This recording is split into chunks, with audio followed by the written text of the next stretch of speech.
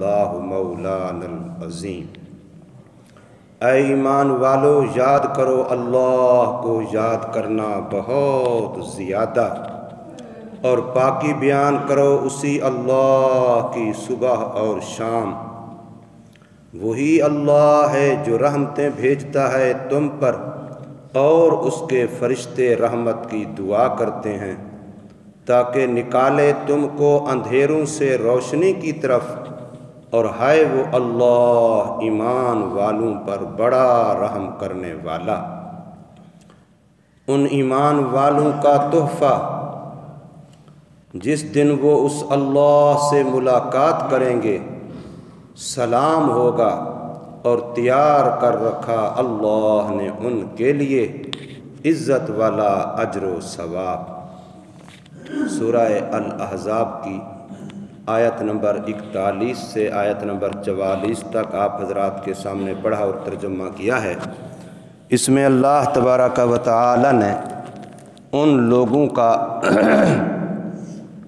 برتاؤ اور معاملہ اللہ کی ذات کے ساتھ بیان فرمایا، جو لوگ نبی پاک صلی اللہ علیہ وسلم پر کامل طور پر اعتماد کرتے ہیں، حضور صلی اللہ علیہ وسلم کی رسالت کو بھی مانتے ہیں اور ختم نبوت کو بھی مانتے ہیں، اور حضور صلی اللہ علیہ وسلم کی ایذا رسانی اور آپ صلی اللہ علیہ وسلم پر اعتراضات اور طعن و تشنیع بالکل نہیں کرتے، جو دل و جان سے تسلیم کرتے ہیں، تو ایسے لوگوں کو اللہ تبارک و تعالی کی طرف سے جو حکم دیا جا رہا ہے وہ اللہ تبارک و تعالی کے شکر کا ہے کہ آپ لوگ اللہ کا شکر کریں کہ اللہ نے آپ کو ایسا نبی دیا اور نبی پر ایمان دیا، نبی کی اطاعت اور فرما برداری کی توفیق دی، آپ اللہ کا شکر کریں۔ اس شکر کی شکل یہ بتلائی کہ آپ ہر وقت اللہ کے دھیان میں رہیں، اس اللہ کی یاد میں رہیں جس اللہ نے آپ کو ایسے اولو العزم سید الانبیاء امام الرسل کا امتی بنا دیا۔ ہم نے کون سا اللہ سے کوئی ماں کے پیٹ میں درخواست کی تھی یا عالم ارواح میں درخواست کی تھی کہ یا اللہ ہمیں آخری نبی کا امتی بنانا، جبکہ حدیثیں ہمیں بتلاتی ہیں کہ پہلے نبی تو دعائیں کرتے رہے کہ یا اللہ ہمیں آخری نبی کا امتی بنا دے۔ پہلے نبی دعائیں کرتے رہے، صرف امتی نہیں، نبی دعائیں کرتے رہے، صرف نبی نہیں، رسول دعائیں کرتے رہے، صاحب شریعت پیغمبر دعائیں کرتے رہے کہ یا اللہ تو ہمیں آخری نبی کا امتی بنا دے۔ ان کو دعائیں مانگنے کے باوجود یہ عظمت، یہ شان نہ ملی، یہ نعمت نہ ملی، اور ہمیں اللہ نے بن مانگے دے دی۔ کتنا بڑا اللہ کا احسان ہے، کتنا بڑا رب قدوس کا کرم ہے کہ اس نبی کا امتی بنا دیا جس نبی کے امتی ہونے کی پہلے رسول دعائیں کرتے چلے گئے اور بن مانگے بنایا۔ تو اس کا شکر یہ ہے کہ ہم اس اللہ کی یاد سے اپنے دلوں کو ہر وقت آباد رکھیں۔ اللہ تبارک و تعالی نے ہر عبادت کی کوئی نہ کوئی حد مقرر کی ہے۔ بھئی نمازیں فرض 5 ہیں، چھٹی نہیں ہے، ہر نماز کی فرض رکعتیں اتنی ہیں، اس سے زیادہ نہیں ہیں، فرض روزے اتنے ہیں، فرض زکوٰۃ اتنی ہے، فرض حج اتنا ہے، ہر چیز کی حد اور لمٹ مقرر کی ہے۔ لیکن جب اللہ کے ذکر کا نمبر آیا، اللہ کی یاد کا نمبر آیا، کوئی حد مقرر نہیں ہے۔ بکرۃ و اصیلا، 24 گھنٹے اللہ کو یاد کرو۔ اسی طریقے سے ہر عبادت کا کوئی نہ کوئی وقت مقرر کیا۔ روزے رمضان مبارک کا مہینہ متعین ہے، حج اس کے ایام متعین ہیں، اسی طریقے سے 5 نمازوں کے بھی اوقات متعین ہیں۔ اس کے آگے پیچھے کوئی بندہ وہ نمازیں پڑھے تو وہ قضا ہیں، ادا نہیں ہیں۔ لیکن اللہ نے ذکر والی عبادت کا کوئی وقت مقرر نہیں کیا، اس کے لیے نہ کوئی مقدار مقرر ہے نہ کوئی وقت مقرر ہے۔ پھر ہر عبادت کے لیے کچھ شرائط ہیں، پاک ناپاک ہونے کے لحاظ سے شرط ہے، منہ قبلے کی طرف کرنا ہے کسی عبادت میں یہ شرط ہے، کسی میں کھانا نہیں ہے، پینا نہیں ہے، حج کے اندر احرام باندھنا ہے، سلا ہوا کپڑا نہیں پہننا، کوئی نہ کوئی شرطیں ہیں۔ لیکن اللہ کی ذات کے لیے کوئی قید نہیں ہے، جس حالت میں ہو، بیٹھے ہو تب، کھڑے ہو تب، لیٹے ہو تب، جس حالت میں ہو، وضو میں ہو بے وضو ہو، مشرق کی طرف رخ ہے یا مغرب کی طرف رخ ہے، کسی حال میں بھی یہ عبادت تم سے چھوٹنی نہیں چاہیے، ہر حال میں اللہ کی یاد ہونی چاہیے۔ تو اس لیے یہی واحد عبادت ہے جو اگلے دن بھی میں نے عرض کیا، جس کے ساتھ کثرت کا مطالبہ ہے۔ صرف ذکر کا مطالبہ نہیں ہے کہ آپ ذکر کرو، بلکہ مطالبہ یہ ہے کہ ذکر کرو، کثرت سے کرو۔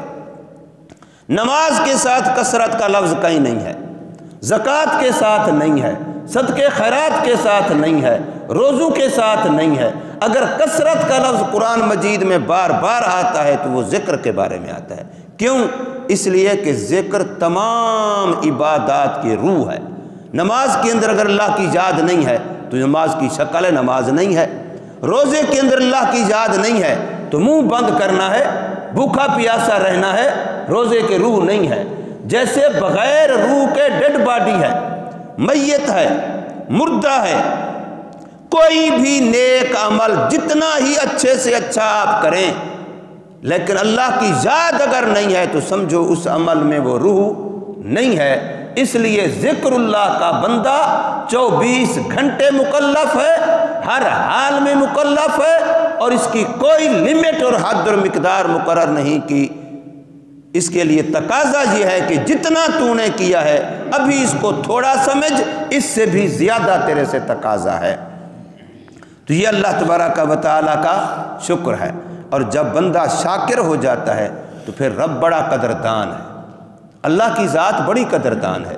ہم اللہ کی نعمتیں کھا کے ناقدری کرتے ہیں، رب کائنات ہمارے تھوڑے سے عمل کی بھی بڑی قدر کرتے ہیں، چھوٹے سے عمل کی بھی بڑی قدر کرتے ہیں۔ کتنی قدر کی؟ فرمایا تم میرے یاد کرنے والے بن جاؤ، پھر میں بھی اور میرے مقرب روحانی نورانی مخلوق فرشتے بھی، ہمارا کام یہ ہوگا کہ تم پر رحمتیں نچھاور کریں گے۔ فرشتوں کی ڈیوٹی بھی یہی لگا دوں گا، اور اللہ فرماتے ہیں خود میں بھی، میرا کام بھی یہ ہوگا، رحمت میری ہے، پھر وہ رحمت تیرے لیے ہو جائے گی۔ تو اللہ کے یاد کرنے والا بن جا۔ اور یہ تو ہوگا دنیا کے اندر معاملہ، آخرت کے اندر جب تو میرے پاس آئے گا تو میں تیرا استقبال سلام کے ساتھ کروں گا۔ ابن ماجہ سیاستہ کی کتاب ہے، اس کے اندر صاف صریح طور پر مقدمے کے اندر صفحہ نمبر 17 پر یہ حدیث موجود ہے۔ فرمایا اللہ تبارک و تعالی خود جنتیوں کو کہا السلام علیکم ورحمۃ اللہ۔ قرآن مجید کے اندر سورہ یاسین کے اندر اللہ تبارک و تعالی اپنی طرف سے فرماتے ہیں سلام قولا من رب الرحیم، اور اسی طریقے سے سورۃ نحل کے اندر آتا ہے کہ اللہ تبارک و تعالی کے فرشتے اور اللہ کے رسول بھی ایمان والوں پر سلام کرتے ہیں۔ اور جگہ پر قرآن مجید کے اندر آتا ہے کہ ایمان والے آپس میں جنت میں جب سلام کریں گے تو اس سلام میں اتنا مزہ آئے گا کہ جنت کی کسی اور نعمت میں اتنا لطف اور لذت نہیں ہوگی جتنا ایک دوسرے کو تحفہ، تحیہ، گفٹ، سلام والا جب دیں گے تو اس سے ان کو جو لطف آئے گا، جو لذت آئے گی، جو مزہ آئے گا۔ السلام علیکم ورحمۃ اللہ، ہم نے اس کو دنیا میں معمولی سمجھا ہے، اس لیے حضور صلی اللہ علیہ وسلم فرمایا افشوا السلام، سلام کو پھیلاؤ اور سلام کرو، علی من تعرف وعلی من لا تعرف، جس کو جانتے ہو اس پر بھی سلام کرو، جس کو نہیں جانتے اس پر بھی سلام کرو، بس اتنا ہو کہ مسلمان ہے۔ ہر جاننے نہ جاننے والے پر۔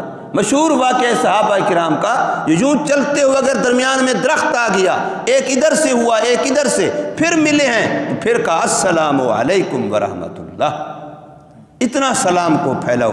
گھر میں آتے ہوئے سلام کرو، گھر سے نکلتے ہوئے سلام کرو، چاہے کوئی گھر میں ہے تب بھی، چاہے کوئی گھر میں نہیں ہے تب بھی اللہ کی طرف سے سلامتی تو آئے گی۔ سلام اللہ کا نام ہے، سلام بہت بڑی چیز ہے، اس لیے لا علاج مریض پر جو وظیفہ پڑھا جاتا ہے وہ اللہ تبارک و تعالیٰ کے نام سلام کا پڑھا جاتا ہے۔ اللہم انت السلام، اے اللہ تو ہی سلام ہے، یعنی سلامتی دینے والا، بچانے والا تو ہی ہے۔ سلام کا معنی بچانا ہے۔ جیسے آیت کریمہ 1.25 لاکھ مرتبہ پڑھی جاتی ہے تو ایسی بیماری یا ایسا مسئلہ جب سارے جواب دے دیتے ہیں تو اس وقت اس سلام کے لفظ کا وظیفہ 1.25 لاکھ مرتبہ کرنے کا صوفیاء کے اندر یہ باقاعدہ معمول ہے، اور وہ اپنے متعلقین کو بتاتے ہیں۔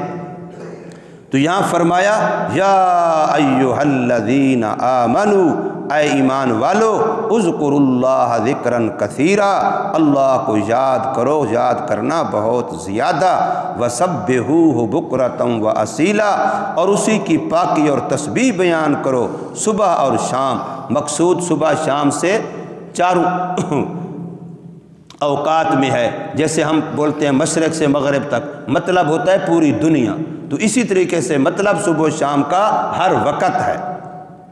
هو الذی، وہی اللہ ہے، یصلی علیکم، جو تم پر صلاۃ بھیجتا ہے، جو تم پر رحمتیں بھیجتا ہے۔ صلاۃ کا معنی ہی رحمت ہے، نماز کو صلاۃ کہتے ہیں عربی میں، اس لیے کہ نماز اللہ کی رحمت کو لینے کا سب سے اعلیٰ اولا افضل ذریعہ ہے۔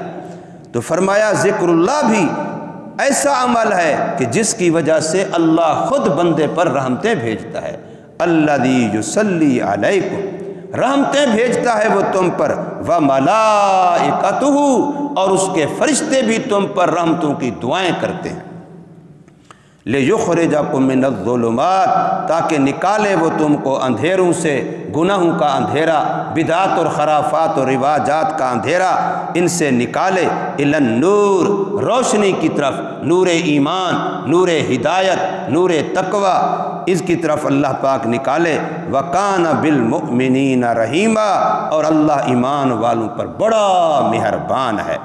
تحیتہم، ان ایمان والوں کی گفٹ، ایمان والوں کا تحفہ، ایمان والوں کا استقبال اللہ تعالیٰ کی طرف سے، یوم یلقونہ، جس دن وہ اللہ سے ملاقات کریں گے، کیا ہوگا؟ سلام، السلام علیکم، یہ اللہ کی طرف سے استقبال ہوگا۔ وَأَعَدَّ لَهُمْ أَجْرًا كَرِيمًا، اور اللہ نے ان کے لیے جو اجر و ثواب تیار کر رکھا ہے وہ کریم ہے۔ کریم معنی عزت و اعزاز ہے، اعزاز ہے، یعنی ایک چیز دینی ہے عزت کے ساتھ دینی ہے، اور ایک چیز دینی ہے یہ لے، جیسے آج کل ہم لوگ مولویوں کو زکوٰۃ دیتے ہیں، دکان پر جاتے ہیں رمضان میں مولوی لوگ، رات بھی مولوی صاحب سنا رہے تھے فاروق اعظم میں، تو گاہکوں کو ان سے ادھر کھڑے ہو، مجھے گاہک گزارنے دو، جب ہاں کیسے آئے ہو؟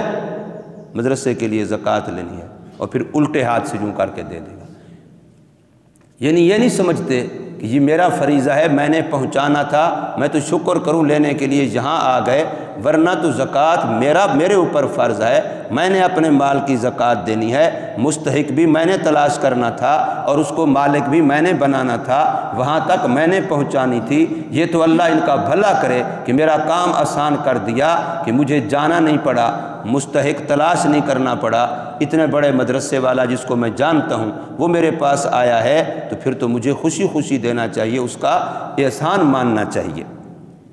تو فرمایا اللہ تبارک و تعالیٰ اجر و ثواب دیں گے، لیکن کریمہ، عزت کے ساتھ دیں گے، احترام کے ساتھ دیں گے، اکرام کے ساتھ دیں گے، اعزاز و اکرام بھی کریں گے، اور ساتھ ساتھ اجر و ثواب بھی دیں گے۔ اللہ تبارک و تعالیٰ ہمیں سمجھ نصیب فرمائے، عمل کی توفیق۔